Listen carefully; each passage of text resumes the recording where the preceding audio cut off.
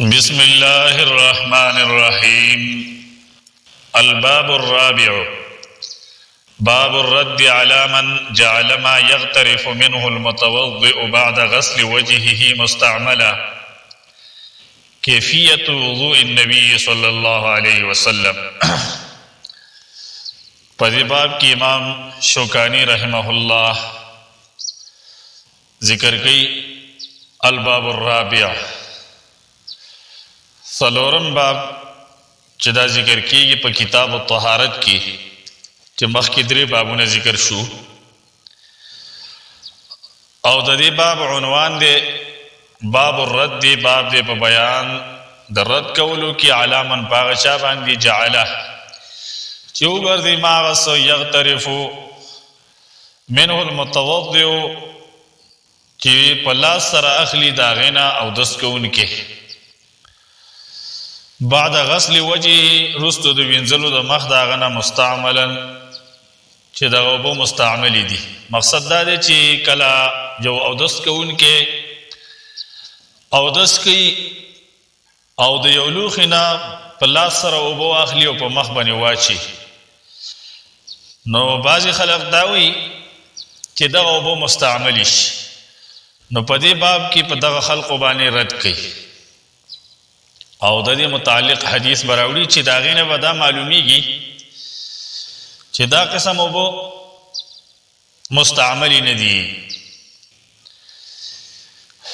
کیفیت وضوء النبی صلی الله علیه وسلم. اوس دا عنوان او دعوه ذکر کوي د دې حدیث چې دې حدیث نه مجموعي طور سره څه مسله ثابتېږي. نو هغه دا مسله ده کیفیت د اوداسه د نبی صلی الله علیه وسلم. نو په دې باب کې حدیث ذکر کوي چې دا په دې کتاب کې اتم نمبر حدیث دی. عن عبد الله بن زید بن عاصم. دا عبد الله بن زید بن عاصم نا روایت دی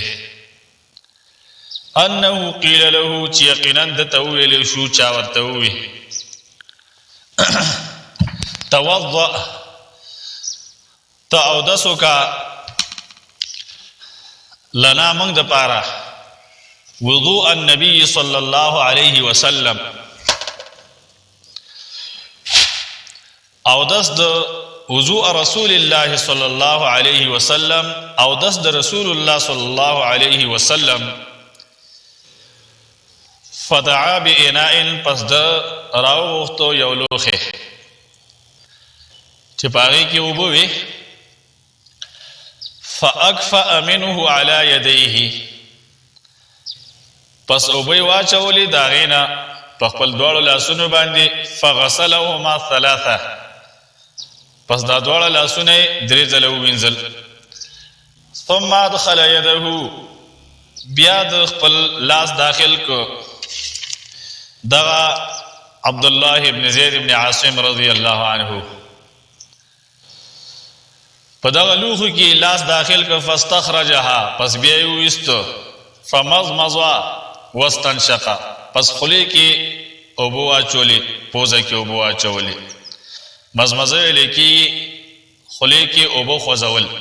حرکت ورکول اوبو دپاره، او استنشاق ویلی کېږي پوزه کې اوبه داخلول. نو خولې کې اوبه واچولې، پوزه کې اوبه واچولې. من کف واحدة د یو ورغوي نه. ففعل ذلك ثلاثه پس دغه کار یې درې ځله وکړو. ثم ادخل یده بیا یې داخل که خپل لاس. فاستخرجها پس دغه لاس یې راوویسته. فغسل پس ویوینځه وجهه خپل مخ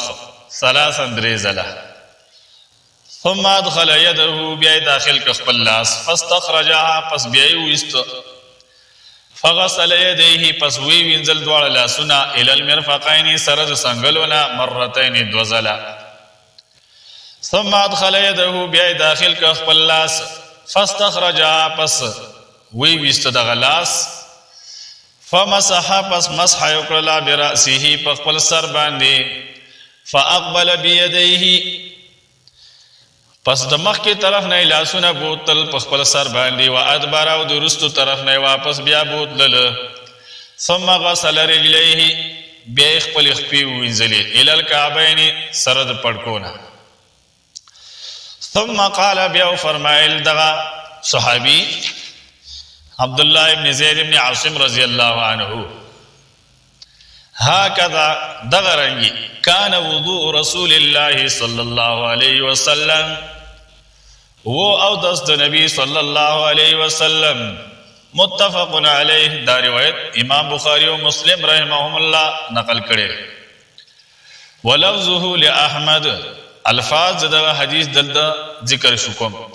دا الفاظ د امام احمد ابن حنبل رحمه الله د پاره دي په خپل مسند کې هغه د حدیث ذکر کړي او درجه د حدیث دارا چې صحیح دا حدیث صحیح دی قوله وینا د راوی چې دا روایت کوون کړي فاکفا منه سمانا اے امال وصبه مایل کدا لوخه او راکوږي کو وصبه او به راوړولي وفي روایت لمسلم بل یو روایت د مسلم کی راځي اکفا منها د منه په ځای باندې منها راغلی په روایت د مسلم کی الته د مؤنث ضمیر راغلی دلته مذکر نو چې کله منها شي نو بیا ضمیر مطهری تراجی دی اعلی د طهارت چې مطهره دا مؤنث دی او یا اداوی تراجی دی چې داو دا مؤنث دی چې دا لوخي د اوبو ته ویل کیږي قوله وینا دغه راوی چې په دې روایت کې ثم ادخل يده بیا داخل خپل لاس داخل هكذا وقع في صحيح مسلم دغرنګي واقع شي دی په صحیح مسلم کې چې ادخل يده داخل ک خپل لاس بلفظ الافراد په لفظ د مفرد سره وکذا فی اکثر روایات البخاری او دغرنګي په اکثر روایتونو د بخاری کې لفظ مفرد راغلی دی ید راغلی وفي روایت له او په بل یو روایت د بخاری کې راځي ثم ادخل يديه بیا داخل کړل دوه لاسونه فاغترف بهما نو التکی تسنیه راغلی دا یديه دوه لاسونه چې پاغه سره اوبر او چتی کړي په دغه دوه لاسونو سره وفي اخرى له او په بل یو روایت کې د امام بخاری د پاره چې هغه روایت من حدیث ابن عباس دا حدیث عبد الله ابن عباس رضی الله عنهما نه دی ثم خذا غرفه بیا واغسلا یو چونګ اوبو فجعل پس وی ګرځول بیا دل پارا هکذا دغرنګي اشاره وکړه څنګه اشاره وکړه اضاف الى يده الاخرى دا یو لاس بل لاس سره یو ځای یو لاس سره وو هغه سی به بل لاس سره مرګره فغسل بهما وجهه پس وی وینځل په دې دوه لاسونو سره وجهه خپل مخ ثم قال بيدوي دغراوی د حدیث هکذا دغرنګي رأيت رسول الله مالی دلو نبی صلی الله علیه وسلم یتوضؤ چاود سکو وفي سنن ابي داود سنن د امام ابو داود رحمه الله کړي دارنګي په سنن د امام بیهقي کړي چاوی دا روایت نقل کړي خو من روایت علی پر روایت د علی رضی الله عنه سره فی صفة وضوء رسول الله صلی الله علیه وسلم پبارد صفت دا داس د نبی صلی الله علیه وسلم کی صفت معنی کیفیت دا داس د نبی صلی الله علیه وسلم ثم ادخل يديه بے داخل کل خپل دوه لاسونه فلینای پلوه کی جميعا یوزل په جمع باندې فاخذ بهما حفنه پس وای غسل په دغه دوه لاسونو سره یو لپه اوبو مما اندوبونا وضربا او وای چولی بیا دغه لپه اوبو واچولی علا وجی په خپل مخ باندې. نو دا روایتونه مختلف ذکر کړل، مختلف عبارات. اخر کې امام شوکانی رحمه الله فرمایي فهذه الروایات، پس دغه روایتونه چې مخکې ذکر شو فی بعضها یدیه، په بعضو روایتونو کې یدیه راغلی تسنیه راغلی ده، وفی بعضها یده، په بعضو روایتونو د هغې کې ید مفرد راغلی فقط صرف، وفی بعضها، په بعضو د دې کې یده راغلی دی خو سره وضم الاخرى الیها، چې هغې سره دا هم ذکر دی چې دا بل لاس یې ورسره یو ځای کو. فهي پس دا دالتن دلالت کوونکې دا روایتونه علی جواز الامور الثلاثه، په جایز والی د دغه درو واړو کارونو سره، چې دا درې واړه کارونه جایز دي ځکه پیغمبر صلی الله علیه وسلم نه نقل دي، وانها سنت، او دا سنت دي، یعنی د نبی صلی الله علیه وسلم طریقه ده. قال النووي، امام نووي رحمه الله په شرح د مسلم کې فرمایي ويجمع بين ذلك، او جمع را ایستلی شي په منځ دې کې په دې سره یقینا نبی صلی الله علیه وسلم فعل ذلك، دا کار یې کړی دی فی مرات، په جدا جدا کراتو سره، په جدا جدا مراتو سره، یعنی جدا جدا حالاتو کې. وهي ثلاثه اوجه، او دا درې وجه دي، درې طریقې دي لپاره د لاصحاب الشافعي، لپاره د شوافعو. خو لیکن فرمایي ورپسې ولکن صحیح، لیکن صحیح خبره منها داغنا، والمشهور، او مشهور خبره الذي هغه قطع به الجمهور، چې فیصله کړی دا پاغې باندې جمهور، ونص علیه الشافعي، او تصحیح کړی دا پاغې باندې امام شافعي رحمه الله فی البویطی، په بویطی کې نومي کتاب کې، والمزنی، او امام مزنی رحمه الله هغه هم تصریح کړی دا ان المستحب، یقینا المستحب خبره دا د اصل مای اغستل د اوبو للوجه بالیدین، لپاره د مخ په دواړه لاسونو سره، دا مستحبه غوره خبره ده جميعا په یو ځل باندې، لکونی اصل ځکه چې دا خبره ډیره اسانه ده، واقرب، او ډیره نږدې ده الی الاسباغ، پورا اودس کولو ته. دا خبره خو مکمل شوله. ورپسې فرمایي امام شوکانی رحمه الله والکلام، او بحث کول علی اطراف الحدیث، په طرفونو د حدیث باندې، یا تیرا وشی فی الوضوء، په باب د اوداسه کې ان شاء الله تعالی. وانما ساقه المصنف، او یقینا او چلو دا حدیث مصنف رحمه الله، چې دا مصنف نه مراد څوک دی؟ د امام ابن تیمیه رحمه الله نیکه دی، صاحب د منتقى الاخبار. امام شوکانی رحمه الله فرمایي چې مصنف دا حدیث او چلو ها هنا دلته کې للرد، دلته خو صرف دا مقصد دی د حدیث دراوړلو، للرد، لپاره د رد کولو، علی من پاغه چا باندې زعامت چې ګمان کوي ان المال معترف منه، یقینا هغه اوبو چې د هغې نه اوبو واغسلی شي په لاسونو سره، بعد غسل الوجه، رستو د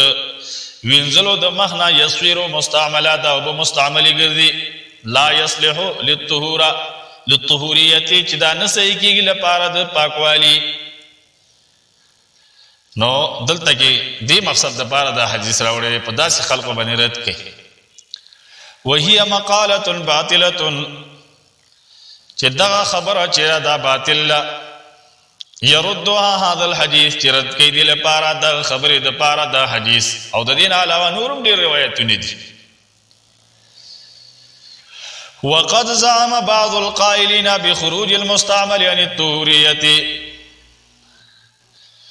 ورپسې بیا امام شوکانی رحمه الله فرمایي او یقینا ګمان کړی، دعوه کړی ده، باطل دعوه، ځان باطل دعوی ته ویل کېږي. بعض القائلین، بعض وینا کوونکو چې قائلین دي بخروج المستعمل، په وتللو د مستعمل سره، چې دا مستعمل یو بچی دي، دا اوزی عن الطهوریت، د پاکوالینا، ان ادخال الید فی الاناء للغرفة التي، یقینا داخلول د لاس په لوښي کې لپاره د هغه چونګ یغسلها بها چې وینځي هغې لپاره بیا په دې سره یصیر مستعمله ګرځي دې لپاره مستعمل دا اوبه. نو امام شوکانی رحمه الله فرمایي چې دا دعوه باطله. وللحنفیة ولپاره د احناف والشافعیة ولپاره د شوافع وغیرهم او د دین علاوه نور علماء دي مقالات نوی لپاره ویناګانی دي فی المستعمل په باره د هغه اوبو کې چې مستعمل وي لیس علیها اثارة من علم نشته په دې باندې څه نښه د علم په دې باندې دلیل نشته دی. وتفصیلات وتفریعات او تفصیلات دی په دغه مسله کې او تفریعات دی یعنی شریعت سمحت سهله داغه شریعت نه چې هغه آسان او واضحه شریعت دی بے معزل په ډډه باندې. مطلب دا دی چې داسې تفریعات کول دلته کې احناف او شوافیع ذکر کړي دي. نو دغه تفریعات د احناف او د شوافیع دا په ډډه باندې مقصد دا دی چې په دې باندې څه دلیل نشتی. وقد عرفت ويقينا تابجا دلیل بما سلف اچ مخکې تیر ورتل ان المساله یقینا دغه مساله اعني زقس کوم په دې سره خروج المستعمل وتل د هغه وو چې مستعمل یعنی طهوریت د پاکوالینا مبنیتن دا مبنی دا علی شفا جرف هارن پا غاڑ دا کمر بانی چاغار تاویدون کیوی. مطلب داره چی دا مدلل خبره ندا بدلیل خبره دا. ومن فوائد هذا الحدیث اوز جدیدنا فوائد ذکر کئی دا حدیث. ومن فوائد او دا فوائد او دا حدیثنا یو دا فائدہ دا جواز المخالفتی بین غسل اعضاء الوضوء جائز والے دا مخالفت و منز وینزلو دا اندامونو دا دا سکی. مطلب دارے چی بعضی اندامونا دو زلو وینزی بعضی دری زلو وینزی نو دا جائز دا لئنه اقتصر فی غسل الیدین ذکر چی پا دغه صحابی اقتصارو کو پا وینزلو دا دوار لاسنو کی علا مرتین پا دو زلو باندے چې کله لاسونه لیشي وینځلې پاغې کې دو ځله دا لیچې ووینځلې. بعد تثلیث غیرهما وروستو د درېوالي د علاوه د دې نه یعنې مخې درې ځله ووینځه مثلا او لاسونه یې دو ځله ووینځل نو دا جایز ده چې بعضې اندامونه دو ځله ووینځي بعضې درې ځله ووینځي. قوله وینا د دغه راوي فمسحا پس مسح وکړه براسی په خپل سر باندې دغه صحابي. د دې نه څه معلومیږي؟ د دې نه دا فائدہ معلومیږي لم یذکر فی عددا نه ذکر کړي په باره د مسح کې عددا شمار چې څو ځله مسح وکړله شمار یې نه ذکر کړي لکه نور اندامونو کسائر الاعضاء په شان د نور اندامونو چې لاسونو باره کې وي دو ځله ووینځل مخی درې ځله ووینځه. وهکذا او دغه رنګ اطلق مطلق ذکر کړی په حدیث د عثمان کې چا روایت دی متفق علی امام بخاری او مسلم نقل کړي. وصرح بواحده باغی کې تصریح کړی دا چې سر مسح وکړه یو ځل فی حدیث علی عند الترمذی په حدیث د علی کې چې امام ترمذی نقل کړي. حدیث عثمان متفق علیه دی. حدیث د علی رضی اللہ عنہ امام ترمذی نقل کړي. امام ترمذی دا حدیث صحیح دی نو پاغي کوم مسح یو ځل ذکر شوی. وفي حدیث ابن عباس او په حدیث د عبد الله ابن عباس رضی اللہ تعالی عنہ پاغي کوم مسح یو ځل ذکر کړی شوی دا چې هغه امام احمد امام ابو داود نقل کړي. امام احمد په مسند کې ذکر کړي. امام ابو داود په خپل سنن کې ذکر کړي. وقد ورد التثليث في حديث علي او يقينا الواقع شوی دی درېواله په مسح کې په حدیث د علی رضی الله تعالی عنہ کې چې هغه روایت امام بهقی ذکر کړي سنن الکبرى کې. خودل دغه فرمایي من طریق خالفت الحفاظ په دا سند سره چې پاغي کې حفاظ الحدیث مخالفت کړي مطلب دا دی چې حفاظ الحدیث چې دا حدیث نقل کړي نو پاغي کې تسلیث نشتا او صرف دا یو روایت کې تسلیث راغلی دی نو دا روایت شاذ دی او شاذ چې دا قسم د ضعیف دی وکذالک فی حدیث عثمان او دا غرنګي په حدیث د عثمان رضی الله تعالی عنہ کې چې امام ابو داود ذکر کړي په سنن کې امام ابو داود نقل کړي پاغه کې پاغه سند کې عبد الرحمن ابن وردان دی وسياتي بسط الكلام على ذلك في الوضوء او زړه چرابشي تفصیلی وضاحت پدې باندې په باب داود اسکی ان شاء الله تعالی نو خلاصه د دې باب دا شولا چې په دې باب کې اصل مسله چې هغه ذکر شوی دا هغه دا چې ماء مستعمل یعنی هغه اوبو چې پاغي باندې او دس کیږي او انسان په لاس سره اوبو واخلي نو بعضی خلق داوي چې کوم لوخي نه په لاس سره اوبو واغستل شي نو دغه اوبو مستعمل شولې په دې باندې او دس نه کیږي نو په داسې خلقو باندې رد لپاره دا حدیث ذکر کو چې دې حدیث نه دا خبره واضحه شوله چې ماء مستعمل پاغي سره او دس کېدل شي او بلکې دا اوبو مستعمل هم نه ګرځي بلکې دا اوبو پاکي دي